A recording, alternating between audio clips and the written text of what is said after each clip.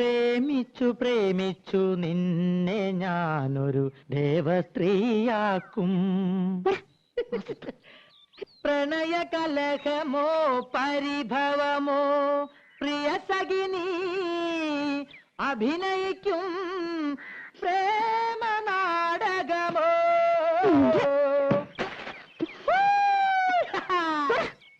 മുൻകോപക്കാരി മുഖം മറയ്ക്കും നിന്റെ മനസ്സൊരു മുല്ലപ്പൂങ്കാവോ.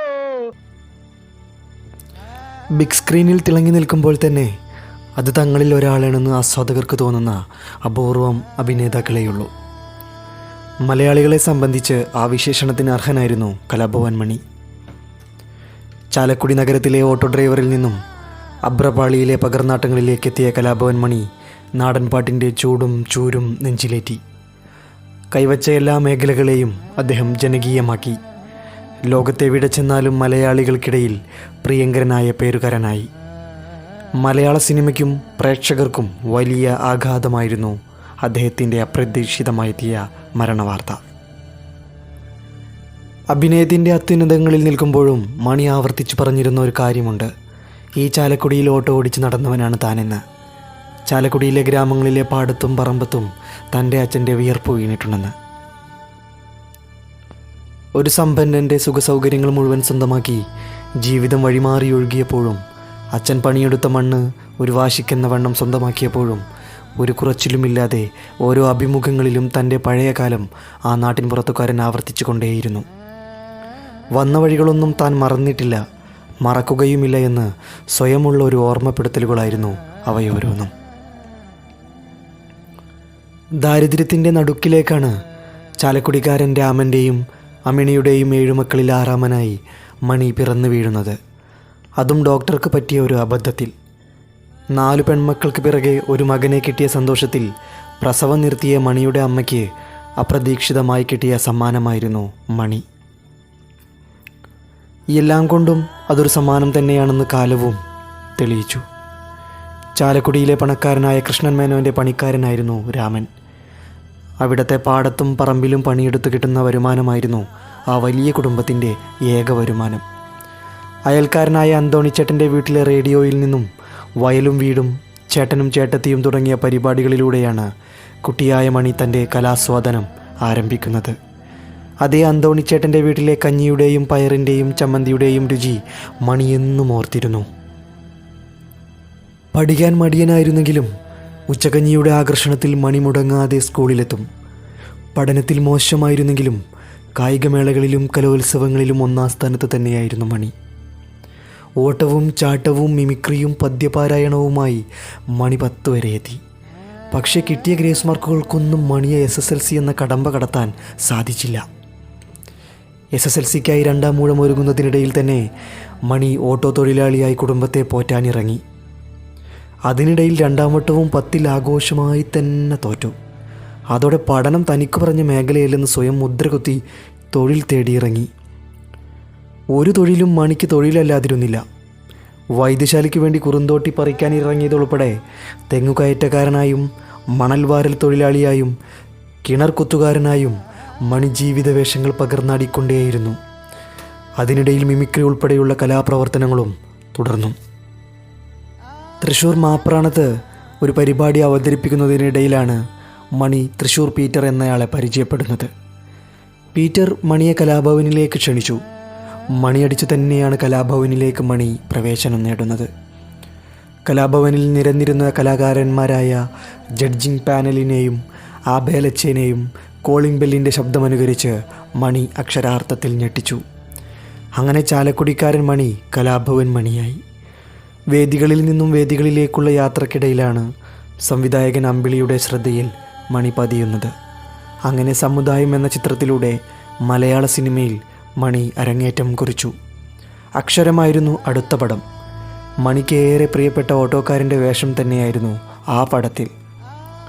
നായകനായ സുരേഷ് ഗോപിയെ കയറ്റിക്കൊണ്ടുപോകുന്ന ഓട്ടോക്കാരൻ. സംവിധായകൻ ആക്ഷൻ പറഞ്ഞതും ഓട്ടോ സ്റ്റാർട്ട് ചെയ്യാനായി കിക്കറൊടുക്കവേ കിക്കറൊടിഞ്ഞ് കയ്യിലിരുന്നതും അപഹാസ്യനായി കണ്ണിൽ വെള്ളം നിറഞ്ഞതും മണി പിന്നീട് പല അഭിമുഖങ്ങളിലും തുറന്നു പറഞ്ഞിട്ടുണ്ട്. അന്ന് ആരും കാണാതെ കണ്ണു തുടച്ച ആ അതുല്യ നടൻ പിന്നീട് നിരവധി വേഷങ്ങളിലൂടെ മലയാളികളുടെ കണ്ണും മനസ്സും നിറച്ചത് കാലത്തിൻ്റെ കൗതുകം തന്നെ. ചാലക്കുടി ചന്തയിൽ പലപ്പോഴും സാധനങ്ങൾ വാങ്ങാനെത്തുന്ന ലോഹിതദാസിനെ മണി പലപ്പോഴായി കണ്ടിരുന്നെങ്കിലും ലോഹിതദാസ് മണിയെ കാണുന്നത് ചാലക്കുടിയിലെ ഒരു സ്കൂളിൽ നടന്ന കലാപരിപാടിക്കിടയിലാണ്. മണിയുടെ മിമിക്രിയിൽ ആകൃഷ്ടനായ ലോഹിതദാസ് മണിയെ സല്ലാപത്തിലേക്ക് ക്ഷണിച്ചു. സല്ലാപത്തിൻ്റെ സെറ്റിലെത്തിയ മണിക്ക് ചെത്തുകാരൻ്റെ പണിയായുധങ്ങൾ നൽകി തെങ്ങിൽ കയറാൻ ലോഹിതദാസ് നിർദ്ദേശം നൽകി. ആ തെങ്ങിലിരുന്ന് തൊണ്ടപട്ടുമാറുച്ചത്തിൽ തങ്കഭസ്മക്കുറിയിട്ട തമ്പുരാട്ടി എന്ന് മഞ്ജു വാര്യരെ നോക്കിപ്പാടുന്ന മണിയെ മലയാള സിനിമ പിന്നെ കൈപിടിച്ച് കയറ്റുകയായിരുന്നു. സഹനടനായും ഹാസ്യതാരമായും വില്ലനായും നായകനായും മലയാളവും മറുഭാഷകളും മണിയുടെ വേഷപ്പകർച്ചകൾ ആസ്വദിച്ചു. 10ാം ക്ലാസ് വരെ മാത്രം പഠിച്ച മണി മലയാള സിനിമയിലെ ലോകനാഥൻ IAS ആയി. 1987 കലോത്സവത്തിന് മന്ത്രി ചന്ദ്രശേഖരൻ്റെ കയ്യിൽ നിന്നും ലഭിച്ച 500 രൂപയിൽ അച്ഛൻ്റെ ചികിത്സാ ചെലവും ഒരു പുതിയ വാച്ചും ഒരു പഴയ സൈക്കിളും വാങ്ങിയതിനു ശേഷം ബാക്കി വന്ന തുക ഓലമേഞ്ഞ വീട്ടിൽ സൂക്ഷിക്കാൻ അലമാരയില്ലാത്തതിനാൽ പരസ്പരം മുട്ടിപ്പിടിക്കാതിരിക്കാൻ പൗഡറിട്ട് ഒരു പായിൽ പൊതിഞ്ഞ് വീട്ടുമുറ്റത്ത് കുഴിച്ചിട്ട മണി ലക്ഷങ്ങൾ പ്രതിഫലം പറ്റുന്ന മുന്തിയ നടനായി.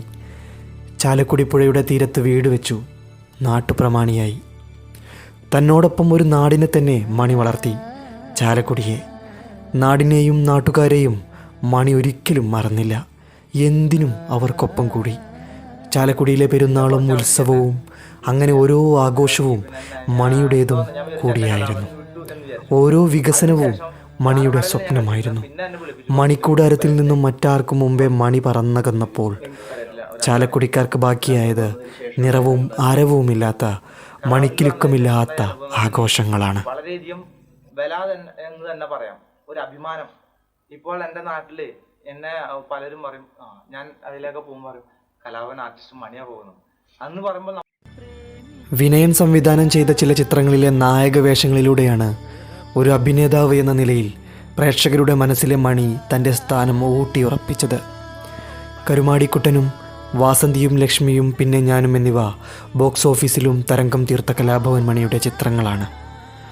ഇടയ്ക്ക് മലയാള സിനിമയിൽ അവസരം കുറഞ്ഞപ്പോൾ സൂപ്പർ താര ചിത്രങ്ങളിലെ വേഷങ്ങൾ നീട്ടി തമിഴ് സിനിമ അദ്ദേഹത്തെ ഇരുകൈയും നീട്ടി സ്വീകരിച്ചു.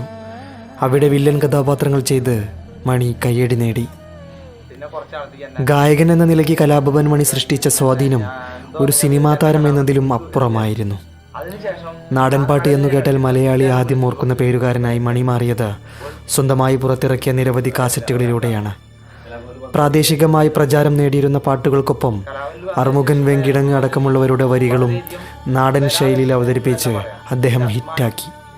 മലയാളിയുടെ ഉത്സവാഘോഷങ്ങളിൽ പരിചിതമായ ഇനങ്ങളായി ഈ പാട്ടുകൾ മാറി. കേരളക്കരയിൽ ഇപ്പോൾ ഉത്സവങ്ങളുടെ കാലമാണ്. ഓരോ അമ്പലപ്പറമ്പിലും വേദികളിലും കലാഭവൻ മണിയുടെ മനസ്സ് തൊട്ടറിഞ്ഞ ഗാനങ്ങൾ ഉച്ചത്തിൽ മുഴങ്ങിക്കേൾക്കുന്നു.